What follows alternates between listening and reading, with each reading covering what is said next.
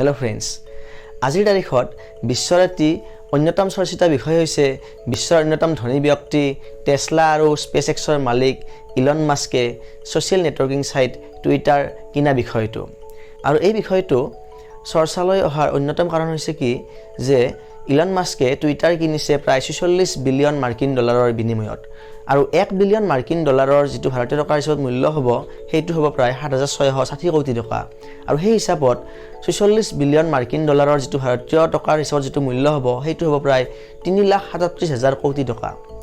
আৰু আপোনালোকে নিশ্চয় জানে যে কৰোনাৰ সময়ত ভাৰত চৰকাৰে যিটো ৰিলিফ পেকেজ ঘোষণা কৰিছিল সেইটো আছিল 20 লাখ কোটি টকা। অৰ্থাৎ কৰোনাৰ সময়ত ভাৰতৰ নিচিনা এখন দেশে ঘোষণা কৰা ৰিলিফ পেকেজতকৈ মাত্ৰ 6 গুণহে কম এটা মূল্যত কিনিছে ইলন মাস্কে কি কৰিছে টুইটাৰটো কিনিছে, অৰ্থাৎ এটা ছ'চিয়েল নেটৱৰ্কিং ছাইট কিনিছে।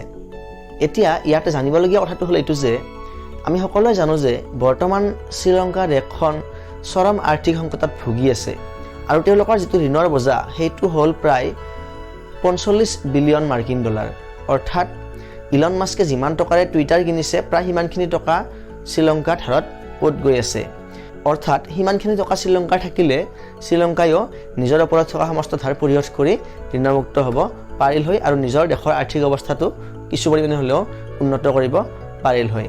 এতিয়া কথা হ'ল কি যে যেতিয়া কোনো এখন দেশ আৰ্থিক সংকটত থাকে বা দুখীয়া হৈ থাকে তেনে ক্ষেত্ৰত সেই দেশখনে নিজৰ ইচ্ছামতে টকা ছপা কৰি নিজৰ দেশখনৰ আৰ্থিক অৱস্থাটো উন্নত কৰিব পাৰেনে, নাইবা সেই দেশখনৰ ওপৰত থকা ঋণৰ বোজাটো হ্ৰাস কৰিব পাৰেনে? যদিহে পাৰে তেনেহ'লে দেশবিলাকে কিয় নিজৰ ইচ্ছামতে টকা ছপা নকৰে, আৰু যদিহে নোৱাৰে তেনেহ'লে কিয় নোৱাৰে?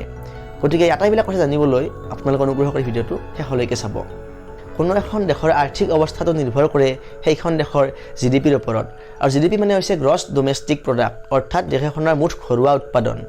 যদি কোনো এখন দেশৰ উৎপাদন নাথাকে, কমি যায়, সেই উৎপাদনটো যিকোনো ক্ষেত্ৰতে হ'ব পাৰে, কৃষিৰ ওপৰতো হ'ব পাৰে আৰু ঔদ্যোগিক ক্ষেত্ৰতো হ'ব পাৰে।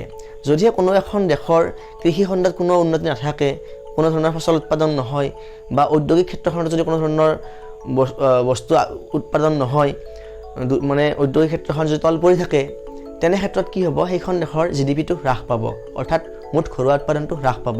আৰু তেনে ক্ষেত্ৰত কি হয়, সেই দেশখনৰ যিটো আৰ্থিক অৱস্থা সেইটোও তললৈকে গুচি যায়। সেই দেশখনৰ যিটো টকাৰ মূল্য সেই টকাৰ মূল্যটো বহুখিনি কমি যায়। আৰু শ্ৰীলংকাৰ বৰ্তমান সেইটো অৱস্থাই হৈছে। তেনে ক্ষেত্ৰত সেই দেশখনে যদি টকা ছপা কৰি নিজৰ দেশখনৰ আৰ্থিক অৱস্থাটো উন্নত কৰিব বিচাৰে তেনেহ'লে এইটো সম্ভৱ হয় নেকি? সেইটো সম্ভৱ নহয়। কাৰণ কিয়, এখন দেশত যিমানখিনি বস্তু থাকিব, যিমানখিনি সামগ্ৰী থাকিব, সেই হিচাপতহে টকাখিনি ছপোৱা হয়। আৰু টকা ছপোৱা দায়িত্বটো কিন্তু চৰকাৰৰ নহয়। টকা ছপোৱা দায়িত্বটো হৈছে কোনো এখন দেশৰ যিটো চেণ্ট্ৰেল বেংক, যেনেকৈ আমাৰ ভাৰতৰ চেণ্ট্ৰেল বেংক হৈছে ৰিজাৰ্ভ বেংক অফ ইণ্ডিয়া। গতিকে সেই দেশখনৰ চেণ্ট্ৰেল বেংকেহে এইটো নিৰ্ধাৰণ কৰে যে কিমানখিনি টকা ছপাব। আৰু তেওঁলোকে এইকাৰণে যধে মধে টকা ছপাই নিদিয়ে। যদিহে তেওঁলোকে নিজৰ ইচ্ছামতে টকা ছপাই দিয়ে তেনেহ'লে কি হ'ব, দেশত বস্তুৰ দাম বহুতখিনি বাঢ়ি যাব।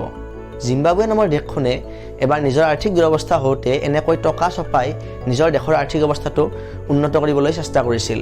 কিন্তু কি হৈছিল, তেওঁলোকৰ দেশত ইমানেই মূল্যবৃদ্ধি হৈছিল যে সেই মূল্যবৃদ্ধি এটা ব্ৰেডৰ কাৰণে তেওঁলোকে বহুত হাজাৰ হাজাৰ টকা খৰচ কৰিব লগা হৈছিল তেওঁলোকৰ টকাৰ হিচাপত।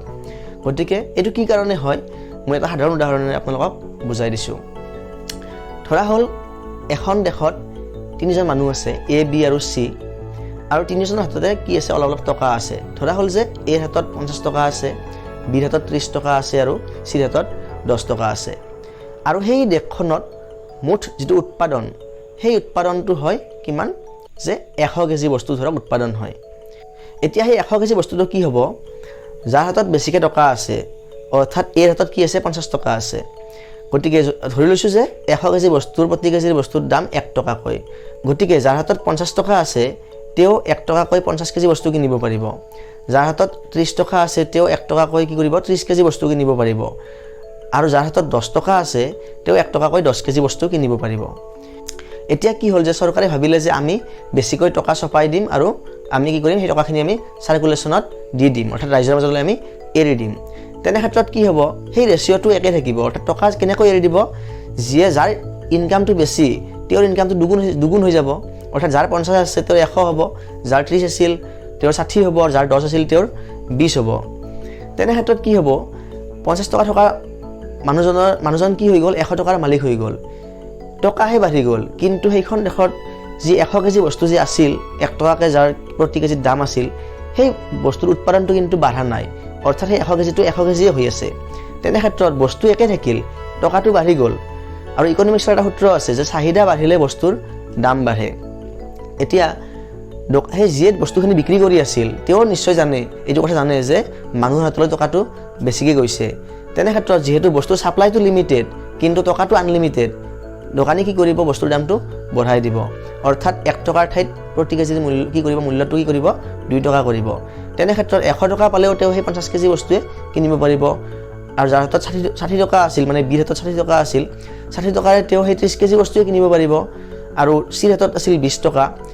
সেই 20 টকাৰে তেওঁ 10 কেজি বস্তুৱে কিনিব পাৰিব অৰ্থাৎ তেওঁলোকৰ টকাৰ যিটো কেপাচিটি হেতু বাঢ়ি গ'ল কিন্তু দেশখনৰ যিটো মুঠ উৎপাদন আছিল সেইটো বাঢ়ি যোৱা নাই তাৰ কাৰণে সেই লিমিটেড যিখিনি ৰিসোৰ্স আছিল লিমিটেড যিখিনি সামগ্ৰী আছিল সেইখিনি সামগ্ৰীকে তেওঁলোকে বেছি টকা দি কিনিব লগা হ'ল অৰ্থাৎ ইনফ্লেশ্যন ৰেটটো বাঢ়ি গ'ল মূল্য বৃদ্ধি হ'ল গতিকে তেনে ক্ষেত্ৰত অৰ্থাৎ যেতিয়া কোনো এখন দেশৰ আৰ্থিক দুৰৱস্থা হয় তেনে ক্ষেত্ৰত সেই দেশখনে ইচ্ছা কৰিলে টকা ছপাব পাৰে সেইটো কোনো ধৰণৰ ৰেষ্ট্ৰিকশন নাই যে ছপাব নোৱাৰে কিন্তু ছপাই কোনো লাভ নাই যেহেতু সেইখন দেশৰ জিডিপিটো কমি আছে অৰ্থাৎ যেটো গ্ৰছ ডোমেষ্টিক প্ৰডাক্ট সেইটো কমি আছে মুঠ ঘৰুৱা উৎপাদনটো কমি আছে গতিকে তেনে ক্ষেত্ৰত টকা ছপাই কোনো লাভ নাই কাৰণ আমি মনত ৰখা উচিত যে টকা হৈছে মাত্ৰ এটা বিনিময়ৰ মাধ্যমহে গতিকে টকাটো যদিহে টকাৰ লগত বিনিময় কৰিবলৈ কোনো বস্তু নাথাকে অৰ্থাৎ যদি আজি মাৰ্কেটত একো বস্তু নোহোৱা হৈ যায় তেনেহলে আপোনাৰ হাতত 1 লাখ টকা থাকিলেও হেতু কোনো কামত নাহিব আপুনি কিনিব কি আপুনি কৰিব কি গতিকে টকা আমাক কিয় লাগে যাতে আমি কোনো এটা বস্তু কিনিব পাৰো গতিকে টকা হৈছে বিনিময়ৰ মাধ্যম আৰু হেয়েহে বস্তু যিমান থাকিব সেই অনুপাতেহে টকাও ছপোৱা হয় বস্তু নহলে টকা বেছিকৈ ছপায়ও কোনো লাভ নাই আমি 1 টকাৰ বস্তুটো হয়তো 10 টকা দিও কিনিব লাগিব পাৰে যদি আমাৰ হাতত টকা বেছিকৈ আহি যায় গতিকে আশা কৰো আপোনালোকে ভিডিওটো চাই ভাল পাইছে যদি ভাল পাইছে তেনেহলে এনে ধৰণৰ তথ্যমূলক ভিডিও পাই থাকিবলৈ আপোনালোক অনুগ্ৰহ কৰি মোৰ চেনেলটো সাবস্ক্ৰাইব কৰি ল'ব ধন্যবাদ